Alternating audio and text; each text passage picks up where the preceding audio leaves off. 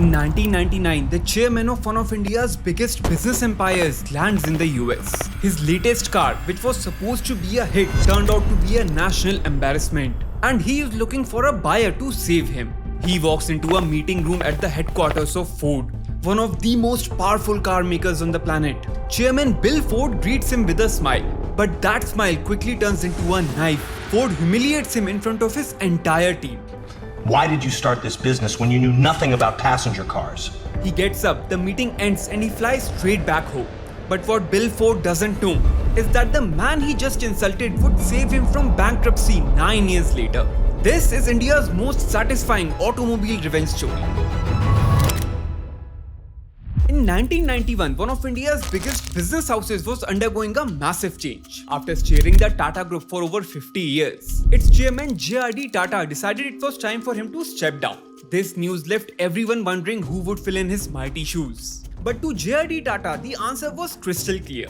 Ignoring several powerful chiefs and senior figures within the Tata Group, he chose a quiet 53-year-old executive who wasn't on anyone's list. His very distant relative and his protege, Ratan Tata. And the knives came out immediately. Insiders whispered that JRD had made a huge mistake. This soft-spoken man didn't have the fire to run a giant, and he would soon do something that would make the insiders think they were right. One of the companies under Tata's leadership was Tata Motors, which was known as Telco back then. Telcos, trucks, buses and heavy commercial vehicles were the backbone of India, with a reputation of over 40 years back then. But Ratan Tata noticed something deeply frustrating as soon as he took over. The Indian car market was dominated by 3 cars in the early 1990s. First was the Maruti 800, introduced through a joint venture between Maruti and Suzuki. By the 1990s, it was already a household name. Affordable, practical and insanely popular among middle-class families. Mera sapna, meri Maruti. But Ratan Tata did not like it. It was small and cramped with limited legroom and headroom. It did not come with basic features like air conditioning and power steering, which Ratan Tata had already seen become popular in developed countries. Then there was the Ambassador, manufactured by Hindustan Motors Limited. From government officials to celebrities, the Ambassador was a truly iconic car. It was spacious, elegant and a symbol of status and power. But hiding behind that reputation was an uncomfortable truth. Its design was based on the Morris Oxford Series 3 model from the UK, a car whose original design dated back to 1956. So by the 1990s, Indians were driving a car that was about 40 years old. Apart from poor fuel efficiency, it also lacked features like air conditioning and power windows. Finally, the Premier Padmini, sold by Premier Automobiles, was a car that was stuck in between. It was neither as affordable as the Maruti 800 nor as prestigious as the Ambassador. And this was what frustrated him the most. For Indians, there simply weren't any better affordable alternatives. They were expected to settle for outdated choices and make do with whatever was available. Maruti attempted to change the game with the Maruti Zen. But while the Zen looked more modern, it was expensive. It was an improvement but not the breakthrough that Indians had been waiting for. He hated it when he saw that the world was moving towards sleek, modern automobiles, while Indians were being fooled with decades-old designs. So slowly it became clear to him. It was time to give Indians the car they truly deserve. Something made for Indian families, yet modern enough to compete with foreign cars. And his love for India meant it had to be a car that was designed and built in India, without any foreign partnership or collaboration. So within 2 years of taking over, he made an announcement in 1993 that would send shockwaves across India. He revealed his ambitious plan to build the first ever car to be designed and made in India. According to his vision, it would have the size of the Maruti Zen, the internal dimensions of an Ambassador, and come at the price of a Maruti 800 with the running cost of a diesel. Friends, co-workers, industry experts, everyone told him that this could not be done and he needed a collaboration. But Ratan Tata had made up his mind, completely unaware that he was setting out on one of the most difficult challenges of his life. Ratan Tata knew that the people who did not believe in his vision had a point. Telco knew how to build trucks and heavy vehicles, but a passenger car was a different beast altogether. It required an entirely different level of precision, engineering and design. The project itself required a massive investment of 1700 crores, which was a quarter of the company's entire revenue in the mid-1990s. If it failed, it wouldn't just kill the car, it could sink Tata Motors along with it. However, instead of getting scared, he started tackling the problem step by step. The first one was designing the car and its engine. And he got his hands dirty, spending weeks with his team to come up with the design for this car. But he was not an emotional fool. He knew that if India wanted to build something world class on its own, inputs were needed from the best in the world. So while the car was born in India, its body was trialed with the legendary Idea Institute in Turin, Italy. Its transmission was tested with expert engineers in France. And finally, he had a truly Indian design that was ready for Indian roads. But that's when the real nightmare began. Building a new factory would cost over 6,000 crores. A huge amount that the small Tata Motors of that time simply couldn't afford. So he came up with the most epic jugaad that India had ever seen. After a thorough research, he cleverly found a disused Nissan manufacturing plant in Australia. And he cracked an insane deal. He bought the entire plant for just 1/6 of the estimated cost of a new plant. What happened next felt almost unbelievable. Piece by piece, his team dismantled the entire plant, which had 14,000 tons of machinery. These were packed into 600 containers, transported across in 16 ships, and reassembled back in Pune. And he was so determined that this mammoth task was completed with perfection in just 6 months. But he still wasn't done. He refused to import the parts and slap them together like everyone else. He wanted the Indica to be Indian in every nut, every bolt, every screw. But this was a massive challenge. A single car would require nearly 3,800 parts, most of which required world-class levels of precision and engineering. However, instead of just importing all the parts like others, he decided to build the ecosystem from the ground up.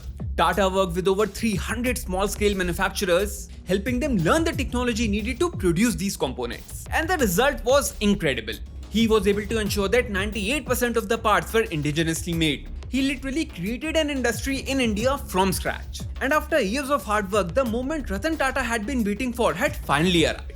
But just think about what Ratan Tata had to pull off here. Building the Indica was operational juggling on a scale most businesses can't even imagine. And back in the 90s, he had to hold all of it together by hand. But today you don't have to, because that's exactly the kind of juggling Odoo was built to solve. An all-in-one platform that runs your entire business thanks to its suite of 45 plus applications. Odoo connects sales, accounting, inventory, HR and more in one place, letting you grow and scale smartly. And this year they are bringing something truly amazing. Odoo is hosting Odoo Experience India 2026, the country's biggest tech and business event on the 11th and 12th in Gandhinagar. Over 45,000 people from across the country will be all under one roof. But it gets better. 200 plus talks, live demos and sessions with founders, business coaches, influencers and Odoo's own experts. 180 plus exhibitor booths, masterclasses, an Odoo village, a gaming zone and an evening DJ party to end it all. And right there, live on stage, Odoo will unveil its newest version, Odoo 20, which means you'd be among the very first people in the world to see it. Past editions have pulled in names like Aman Gupta, Ranveer Alabadia and Sharan Hegde. And this year's lineup is only getting bigger. The best part? For both days, entry is completely free. So whether you're running a business or you're just curious where all of this is headed, this is the one event worth showing up for. Get your free registration link in the description below.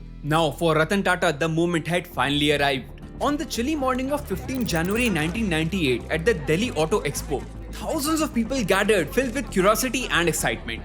And Ratan Tata finally unveiled India's first truly indigenous car, the Indica. We hope that this car will be on the road and available to the public in production quantities, designed for Indian roads and designed for the Indian traveling public. It offered generous interior space, fuel efficiency and pricing that was within the reach of ordinary Indians. And it was miles ahead when compared to its rivals. Tata positioned it as a value for money family car, something the Indian market had been missing. Indica didn't just look different, it felt truly different as it had modern features, such as air conditioning and powered windows. And people instantly fell in love with it.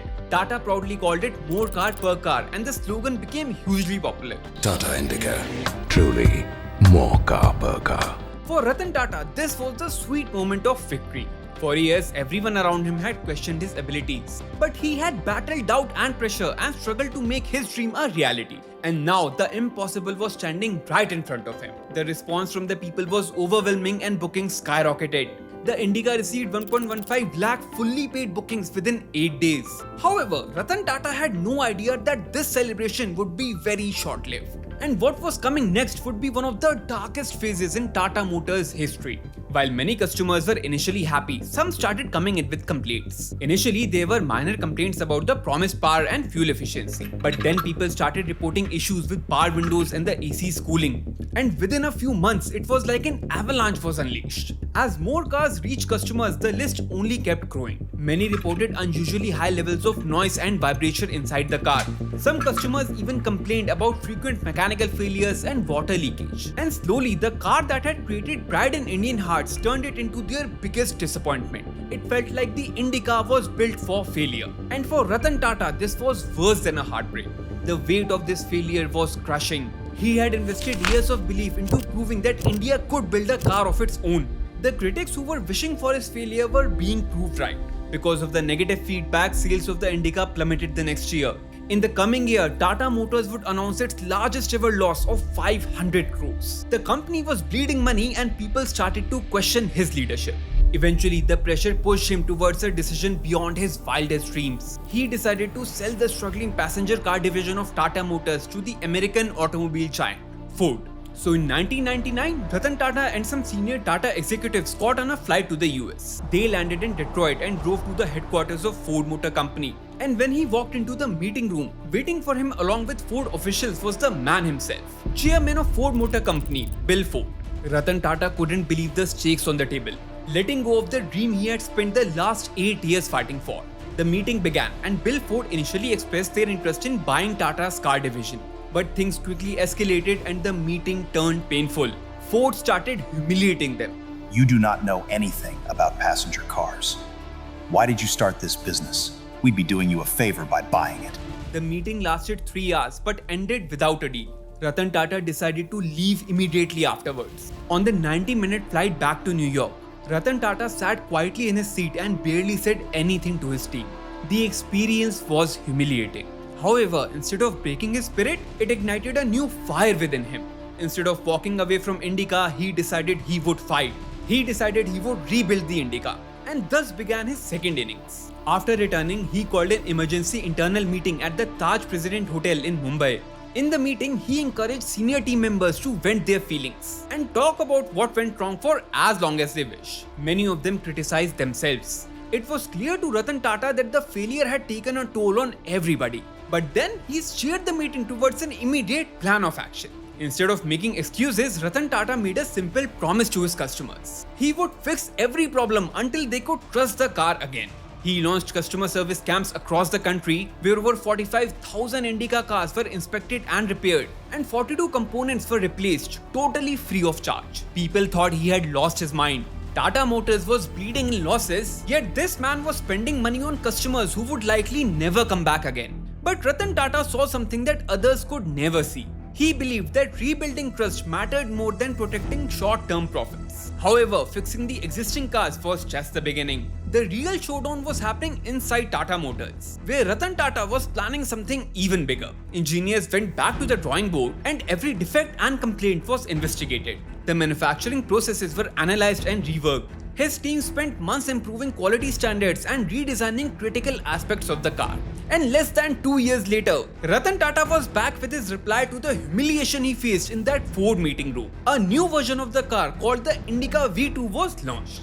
Where the first Indica was built on ambition, the Indica V2 was built on learning. But winning the customers back wasn't easy. The wounds of the original Indica were still fresh in people's minds, and they were hesitant about buying another Indica. But as more customers experienced the Indica V2, positive word of mouth began to spread. People realized that this wasn't just a minor upgrade. The Indica V2 was far superior to its predecessor, and the car finally delivered on the promise that the original Indica had made. As confidence returned, the fortunes of Tata Motors began to reverse, and within 18 months, the result was clear.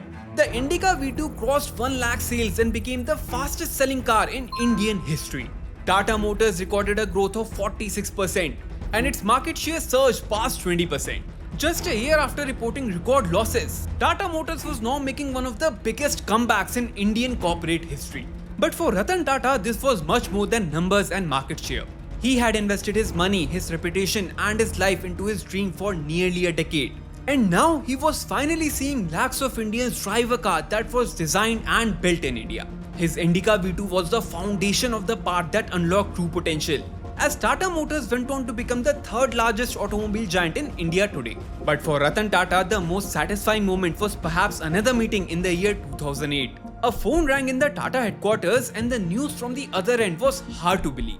Around the time when the Great Recession shook the global economy, Ford was suffering from severe financial pressure. So it was looking for a buyer for its precious Jaguar and Land Rover businesses. 9 years later, the roles had reversed and the tables had turned. But above all, Ratan Tata was a gentleman. So on 2nd June 2008, the deal was done. Tata bought Ford's Jaguar Land Rover businesses for 90 to 100 crores in an all-cash deal. Bill Ford thanked Ratan Tata by saying, You are doing us a big favor by buying Jaguar and Land Rover businesses. Many saw it as sweet revenge. But for Ratan Tata, it was a powerful reminder of how far Tata Motors had come. The company that was once mocked for making passenger cars was now buying two of the world's most iconic car brands. Today, Jaguar Land Rover generates nearly £23 billion in annual revenue, making it one of Tata Group's most valuable businesses. What began as Ratan Tata's boldest gamble eventually became Tata Motors' greatest turning point. From the Indigo and Tiago to the Nexon and Punch that millions of Indians drive today, all stands on the shoulders of the same dream that began in 1998. A strong reminder of what can happen when one man refuses to back down from his dream. Please subscribe if you made it this far. If you like this video, I recommend watching this one next. Until I see you in the next video, goodbye.